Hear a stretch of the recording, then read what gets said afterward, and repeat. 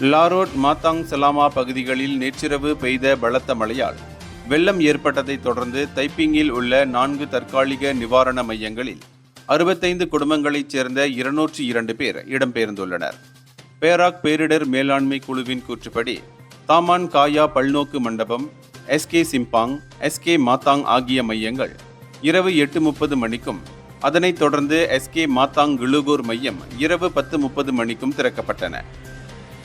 இன்று காலை 6 மணி நிலவரப்படி இடம்பெயர்ந்தவர்களில் தாமான் பங்காலான் மக்மோர் மேலும் அதைச் சுற்றியுள்ள பகுதிகளில் இருந்து 31 பேர், தாமான் மாவார் தாமான் சிம்பாங் மக்மோரில் இருந்து 106 பேர், கம்போங் மாத்தாங் ஜம்பு கம்போங் தலோ கர்த்தாங்கில் இருந்து 19 பேர், அத்துடன் தாமான் பங்காலான் சத்யாவிலிருந்து 46 பேரும் அடங்குவர்.